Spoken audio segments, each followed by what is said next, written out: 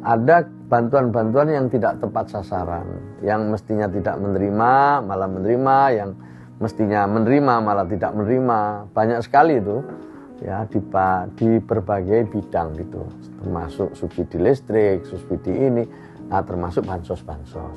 Jadi kamu udah 5 tahun udah cukup lah, jangan. Jadi konsepnya ini sementara ini memang kita itu seperti itu sebenarnya, cuman di lapangan nggak jalan gitu. Ini kita akan coba pendekatannya. Jadi tergantungan tadi, dimotivasi. Males dah gini aja lumayan Pak, saya miskin aja Pak, nggak apa-apa Pak, yang penting saya dapat gitu.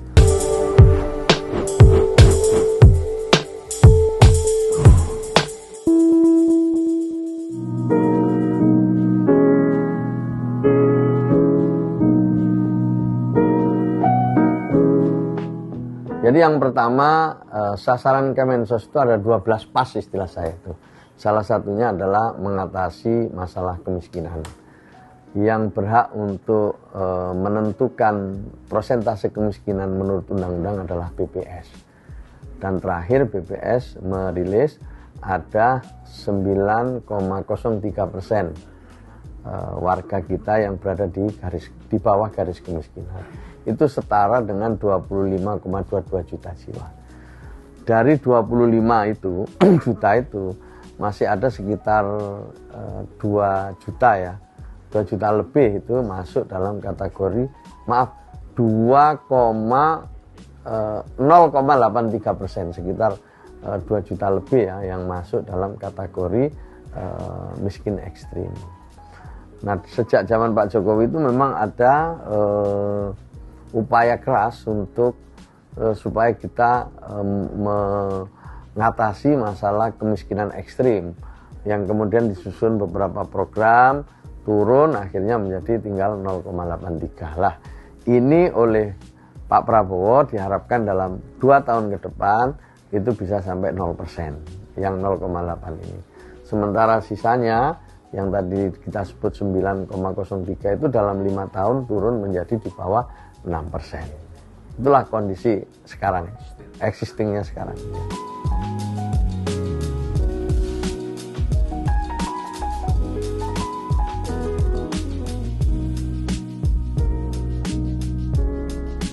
Kita sering banyak keluhan kan, sampai juga dengar banyak pihak lah, mungkin presiden juga, semua banyak yang dengar bahwa ada bantuan-bantuan yang tidak tepat sasaran, yang mestinya tidak menerima malah menerima, yang mestinya menerima malah tidak menerima. Banyak sekali itu ya di berbagai bidang gitu, termasuk subsidi listrik, subsidi ini, nah termasuk bansos-bansos.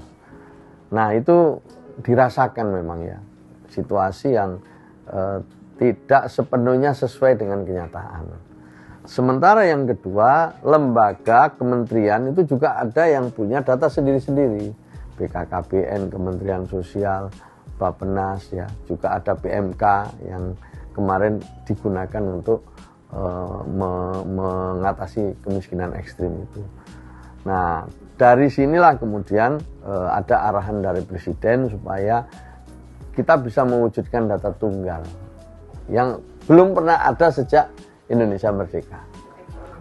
Nah, kira-kira 1 bulan yang lalu itu kita mulai, kita serahkan semua. Kementerian Sosial menyerahkan, Bappenas menyerahkan, semua menyerahkan ke BPS untuk direkonsiliasi, untuk dikonsolidasi, untuk divalidasi dengan ukuran-ukuran yang telah ditentukan sebelumnya oleh BPS. Nah, dengan begitu nanti menjadi data tunggal. Data ini kalau sudah jadi tentu nanti ada protokol penggunaannya. Ya, bagaimana mengvalidasi, bagaimana mengantisipasi dinamika-dinamikanya, karena data itu kan nggak statis tapi dinamis.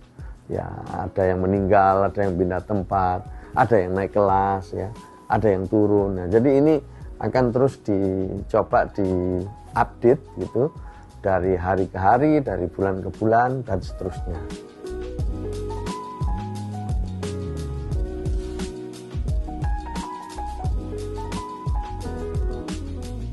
Kalau penyaluran itu pertama memang kalau yang di daerah-daerah remote itu ya yang susah ya. Kalau yang bisa dijangkau oleh perbankan lebih mudah. Kan sekarang semua cash transfer toh. Nah, sekarang yang daerah-daerah remote itu, yang di 3T itu, yang daerah terpencil, ya, tertinggal, terdepan, segala macam itu yang memang kita harus pakai PT Pos ya, untuk bisa menjangkau mereka gitu. Kalau toh sampai perbankan ya mereka nggak bisa ngambil juga, aksesnya terlalu jauh. Itu salah satu kendalanya bansos. Yang kedua penyaluran ya ini ya, untuk penyaluran. Yang kedua ya memang tadi soal tidak tepat sasaran tadi. Maka itu sebenarnya Kementerian Sosial memberi kesempatan untuk koreksi lewat cek bansos. Di situ ada usul sanggah. Tapi sayangnya sanggahnya itu kecil sekali, yang banyak itu malah usulnya. Nah, ini yang jadi masalah buat kita ini. Nah, jadi kita sebenarnya kita cek terus, kita pastikan terus. Karena memang makin lama kalau ini kita nanti satu data akan ketemu profilnya itu. Tidak hanya by name, by address, terus sepadan dengan NIK, tapi ada foto profilnya, rumahnya, orangnya gitu. Jadi akan lebih detail.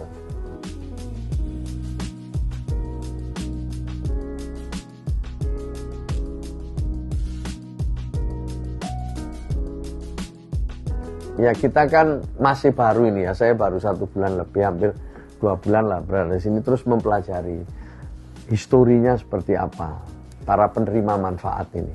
Kita sedang pelajari sudah berapa tahun mereka dapat, ya kan pasti nanti akan ada profil, ada yang 10 tahun, ada yang 5 tahun, terus yang 10 tahun ini kenapa kok diem, ini ada apa itu, kok gak naik kelas, ini ada apa, kita akan pelajari itu dulu, ya kan. Nah setelah itu baru kita akan mempersiapkan lewat pendamping kita, ada berapa sih keluarga yang bisa digraduasi. Kan tidak bisa juga langsung hari ini terus graduasi, tapi mereka diberitahu, dipersiapkan bahwa Bapak Ibu sekalian ini waktunya tinggal 1 tahun untuk menerima dukungan dalam bentuk bansos maupun program dari pemerintah. Nah maka sekarang siap-siap, tahun ini masih dapat, tahun depan programnya Bapak masih ada, tapi bukan bansos, pemberdayaan misalnya bantuan modal usaha, kan gitu kan, bantuannya mungkin dalam bentuk pendampingan, ya kan, pendampingan dan modal, buka pasar, macam-macam sesuai. Kemudian yang kedua, saya pengen kerja, dikumpulin yang pengen kerja, dipersiapkan pelatihan supaya mereka bisa kerja. Jadi kira-kira begitu sederhananya kita bekerja ke depan, sehingga akan kelihatan betul bahwa tahun ini kita punya target 100.000 ya. Mungkin nggak 100.000, 90 ribunya keluar atau apa gitu. Tapi saya menargetkan ada 300.000 lebih lah setiap tahun. Kalau bisa 300.000 lebih setiap tahun. Nah, apakah hanya kementerian sama lembaga? Enggak, kita bisa serahkan ke daerah juga. Mungkin kerjasama sama provinsi, mungkin kabupaten, kita bagi. Nah, dengan begitu tentu hasilnya akan lebih efektif. Nah, dan terukur. Yang penting ini terukur.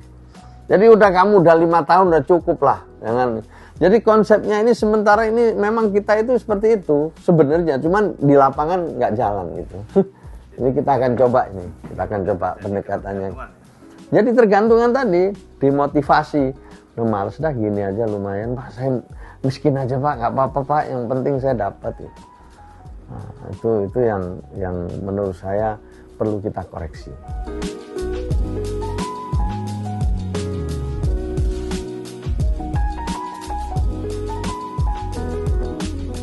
Jadi kami ini udah mulai pertemuan lewat Zoom gitu. Kita mulai mengidentifikasi apa sih yang perlu kita lakukan supaya ada percepatan dalam penanganan bidang tugas kita. Misalnya soal LKS yang di dalamnya ada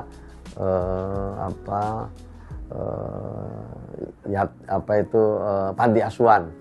Bagaimana panti asuhan ini bisa lebih bagus dalam menangani yatim piatu. Jangan cuma mengumpulkan uangnya tok sementara mereka nggak diurus dengan baik. Ada standarisasi, ya kan? Ada beberapa hal yang harus dipenuhi agar yang namanya panti asuhan mendapatkan akreditasi A, B, C dan seterusnya gitulah. Itu misalnya gitu. Apa ini yang perlu kita lakukan supaya panti asuhan jauh dari pencabulan, jauh dari kekerasan seksual, tapi dididik oleh orang-orang yang profesional, ya, yang memang punya sertifikat dan seterusnya. Termasuk yang sekarang lagi rame donasi gitu ya, bahwa mengumpulkan uang donasi itu ada aturannya juga, tidak boleh sembarang orang itu mengumpulkan, gitu harus berbadan hukum, harus mendapatkan izin, harus ada laporan publiknya, harus ada ini, harus ada itu. Jadi menurut saya ingin hal-hal yang seperti ini kita bicarakan. Nah, menyangkut dengan masalah mengatasi kemiskinan dengan daerah-daerah ini menjadi salah satu yang sangat penting. Bagaimana terintegrasi, sinkron, dan langkahnya itu langkah yang katakanlah seperti baris gitu lah. Jadi baris, langkahnya itu baris gitu. Maksudnya baris itu apa yang dilakukan oleh pemerintah pusat ya, provinsi ini bareng gitu. Misalnya bansos, marilah kita atur bagaimana nanti penyalurannya, kapan mereka salur, kita kapan salur, sehingga itu menjadi satu dampak kepada penerima manfaat gitu. Itu yang kita harapkan dengan koordinasi yang kuat dengan daerah itu. Sekarang kita sedang mengidentifikasi ya, termasuk memperbaiki regulasi. Itu yang kita akan lakukan dengan pemerintah daerah, dan sesuai dengan arahan Presiden akan kita banyak lakukan melalui Zoom meeting. Berarti termasuk memperkuat hadirnya Liponsos, ya, lembaga penampungan untuk mereka yang membutuhkan layanan kita. Memang kita ada sentra-sentra ya yang bisa melayani, tetapi kalau didukung oleh provinsi sama kabupaten kota itu jauh lebih bagus.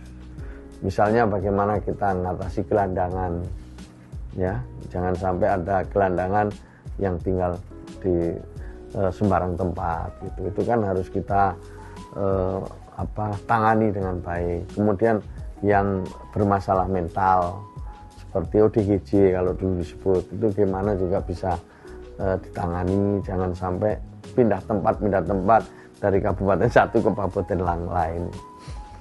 Jadi ini beberapa hal yang akan kita koordinasikan dengan pemerintah daerah. Istilahnya itu kalau dulu waktu saya di Jawa Timur itu bagaimana Indonesia ini bebas pasung, tidak ada lagi orang yang dipasung gitu. Nah, tidak ada lagi orang yang nomaden gitu ya. Itu semua adalah bagian tugas berat kita ke depan.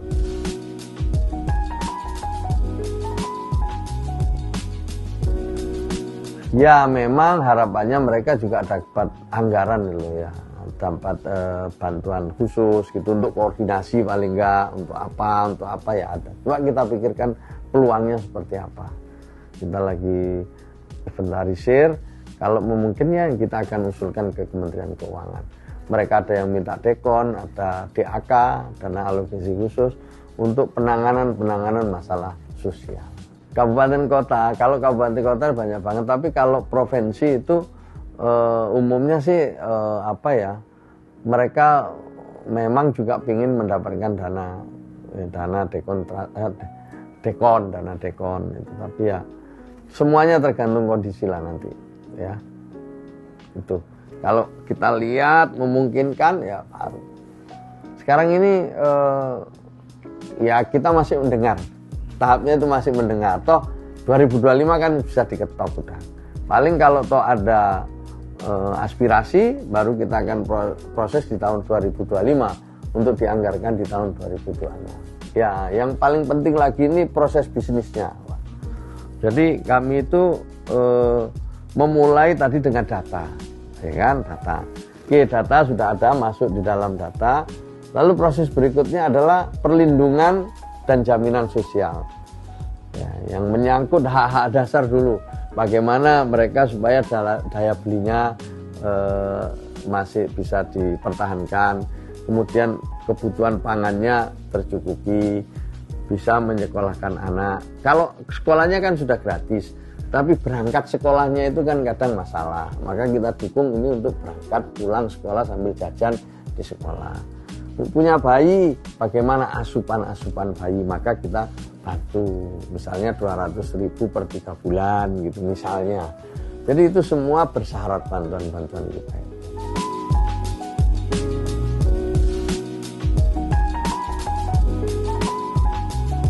Jadi saya terus terang hari-hari ini sedang mengidentifikasi, lalu nanti akan kita ambil langkah-langkah yang sesuai dengan bidang tugas kami dan sinkron dengan daerah. Itu hari-hari ini itu yang kita kerjakan.